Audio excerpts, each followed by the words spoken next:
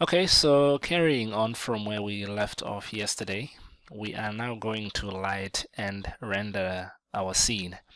So let's begin the lighting. I'm going to first of all get an infinite light, and an infinite basically behaves like the sun. It's a very strong light which blasts some strong light rays at whatever you point it at. I'm trying to adjust the rotation here. It's a bit jumpy, so it might be easier to just create a target tag, get a new null, call this target, and just drop this into the target object. And now wherever this null goes, the light is going to point. Okay, I'm gonna change the color to something a bit orange, something warm, trying to mimic what the sun might look like. And if I just do a quick render, this is what it looks like. We can see the lighting is working, but it's pretty ugly.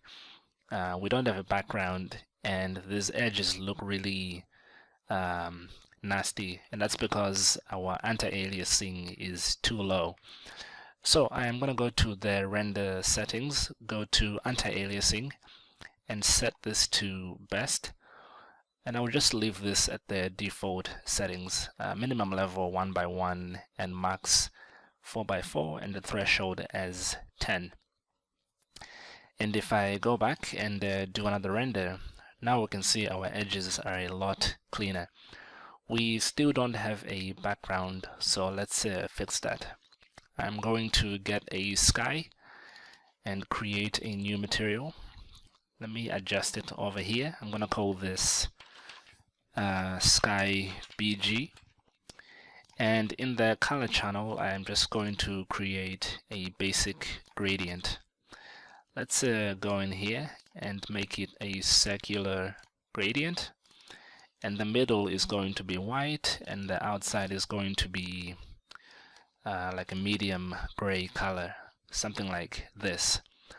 I'm going to drop this onto my sky and then go to the texture and change the projection to frontal so that I can see the dark edges on the outside and the bright section in the middle.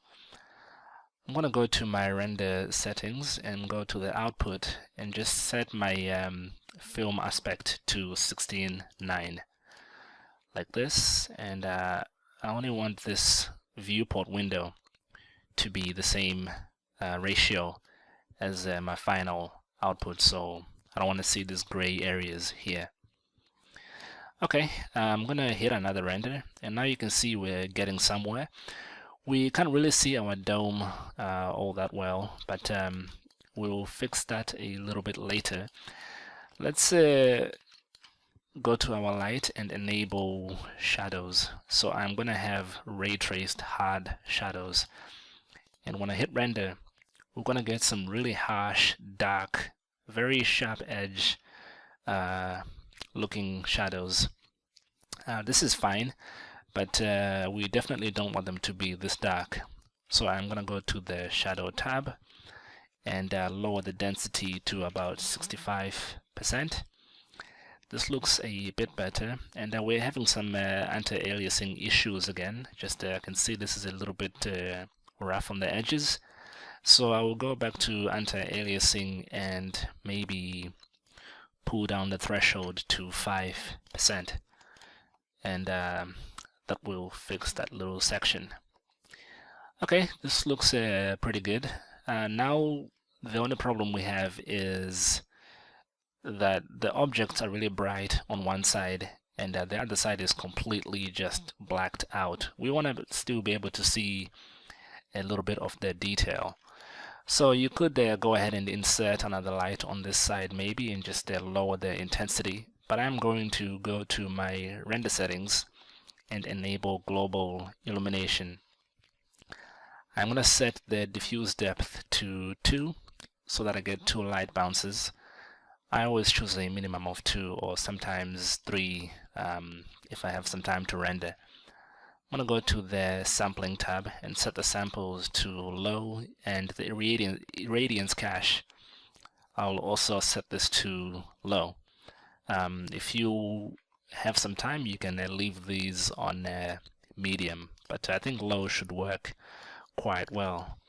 And now when I render, we can still see that the light is coming from this direction, but we also have some detail on the other side of our objects. So we are nearly done. I'm just going to make a few minor adjustments, starting with the shadow. I think I can make this a little bit darker again, so maybe 85, and that looks okay. And I'm going to change the color to be a slight blue, to have a slight blue tint, just because I think it's a little bit more interesting than the black shadow. Okay, this looks fine. Let's now fix our dome. We can't really see it all that well, especially over here. We can see the specular highlight on this side, but it's almost as if there's nothing covering our little world on this side. So I'm gonna go to the material here, and I will go to specular and maybe increase the width to about 65. I'm gonna go to transparency and maybe lower the brightness of that to about 95, so that this material is going to be slightly opaque. And when I do that, now we can clearly see our dome.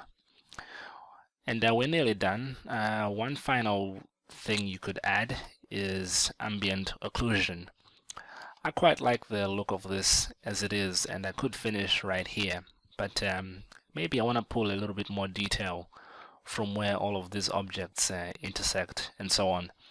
So I will go to render settings, go to effect, and enable ambient occlusion. And when I hit render, I can now see my edges a little bit clearer and all the way around, and it's kind of makes everything pop out a little bit more. However, I'm getting some weird things happening at my clouds. You can see these clouds have gotten really dark, and this is because ambient occlusion is happening here. This cloud is really close to the dome, and of course ambient occlusion works by trying to simulate light photons going into an area and not all of them being able to escape, and that's why you get dark areas. So I don't want my clouds to have any shadows on them, so I'm going to go to the two clouds, right click, Cinema 4D tags, compositing, and I'm going to untick scene by AO, which is the ambient occlusion. So now when I hit render, I can still see this dark sort of crevices on all of the geometry, but the clouds are nice and soft. So that's it. That is how you do the lighting, and I guess the only final thing left is to go to your output and just change your width and height. The original preview frame was outputted in full HD, but that's all entirely up to you. So once again, thank you very much for watching, and I'll see you in the next video. Bye.